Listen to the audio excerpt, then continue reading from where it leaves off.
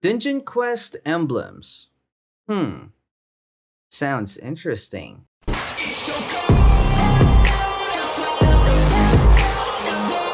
What up guys, it's your boy Snow and we are back again for another Dungeon Quest video, and for today's discussion, we're gonna talk about emblems on Dungeon Quest. But before anything else, make sure that you've already frozen that thumbs up button and of course, hit that subscribe button as well to be part of our 60k subs grind. If you've played some other dungeon-themed games or maybe MMORPG games, even outside Roblox, you might have already heard about emblems. Emblems symbolizes many things such as a nation or maybe even an organization. This is the reason why the addition of emblems would be a good fit for Dungeon Quest. Let me explain first the idea of emblems for Dungeon Quest in general. Emblems can be obtained by doing dungeons. This will only drop on hardcore mode on each dungeon to preserve its rarity. Before you complain why it's only gonna be on hardcore mode, hear me out first for you to understand. Emblems will be dropped, but it is something that would be bind on your character. This means that it is not gonna be tradable. There will be different kinds of emblems, of course. The Emblem of Courage, Emblem of Wisdom, Cure, Durability, Haste, and Prosperity. Before we talk about them one by one, let me give you more information first on how emblems work. Emblems will give a certain passive on your character, but we will talk about it later. To make everything in balance, you can only equip one emblem at a time. However, all the emblems that you will get will still be there. Kinda treat it as how cosmetic works. You can only wear one cosmetic, but all of the other cosmetics will still be on your account. They will also have levels, so that means they will be upgradable. However, there will be a twist. It will be upgradable the same as how we are upgrading our keys on the boss raids. To give you a better look, for you to activate the first level of an emblem, you have to get it as a drop from Desert Temple. Again, it will be a drop, meaning it wouldn't be guaranteed that you will get an emblem for every run. Let's say you got lucky and drop an Emblem of Courage on Desert Temple. It means that you can already use the emblem, and this will also unlock the drop of the Emblem of Courage on Winter Outpost. Since you haven't unlocked the other kinds of emblems, there would be no chance for them to drop on Winter Outpost. As I've said, and just to make it clear, you have to unlock the emblem first, or you have to drop it first from Desert Temple for you to have a chance to drop the level 2 of the same emblem. This is how it would work for every dungeon excluding the boss raids. Emblems that you're currently equipping would also show on the side of your name. You cannot also change the emblem while you're inside a dungeon to ensure that everything will be balanced. Let's now talk about the things that emblems has to offer. Let's start with the Emblem of Courage. This emblem would give an additional boost on any physical skills including your normal attack. Obviously, this emblem would be for warriors. The counterpart of this emblem for the mages, however, would be the Emblem of Wisdom. Of course, this would also give an additional boost, but for your spell attack. Maybe you guys are now asking, what if I equip Emblem of Wisdom while being a warrior? Does that mean that warriors can now heal themselves in a dungeon even without equipping a mage weapon?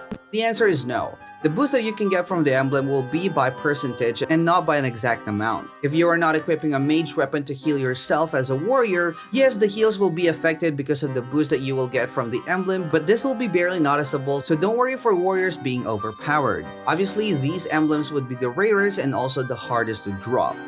Let's now go to the Emblem of Haste. Emblem of Haste will boost your base moving speed. This emblem would be a game changer on world record runs. This emblem as well would also be good to have a better grip on dodging those attacks from the bosses. Of course, you will be moving a little bit faster. That means you will have a little bit of an additional time for you to dodge those projectiles that are being fired at you.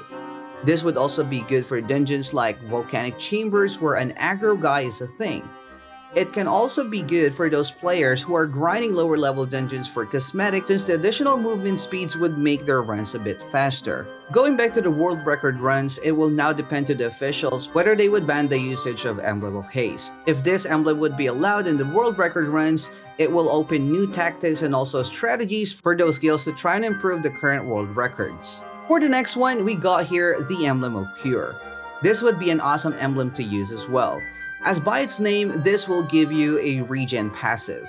The balancing of this emblem would mainly focus on the percentage of HP that you will gain per second. Since the regen effect will be by percentage, the effect of this emblem would only be triggered once you have lower than half of your HP.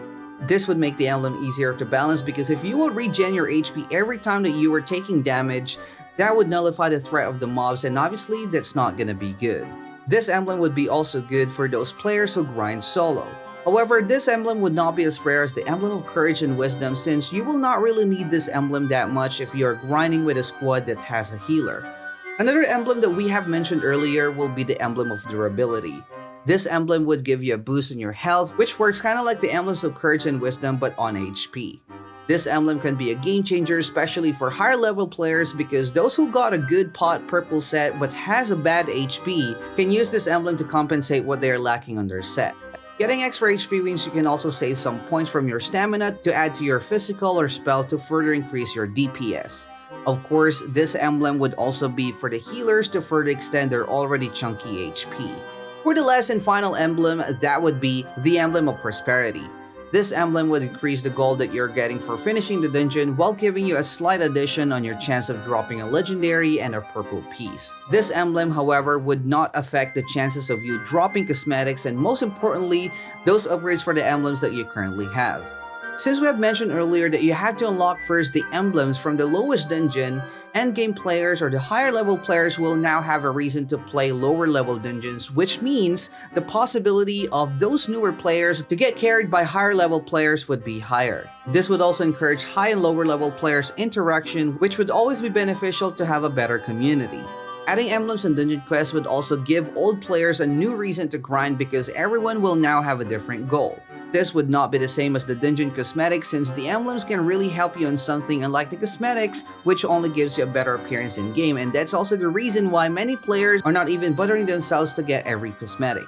These emblems shouldn't be that hard to balance as well because they work in percentage, and also it should be understandable for the players if there will be some buffs and nerfs that will happen while balancing them. Anyway, what about you guys? Do you have any inputs about emblems? I would love to know it, so don't hesitate to drop it down in the comment section below. And of course, if you enjoyed watching this video, do not forget to leave a like and subscribe to our channel for more of this kind of videos, and I'll see you guys again on the next one. Stay cold! Peace out!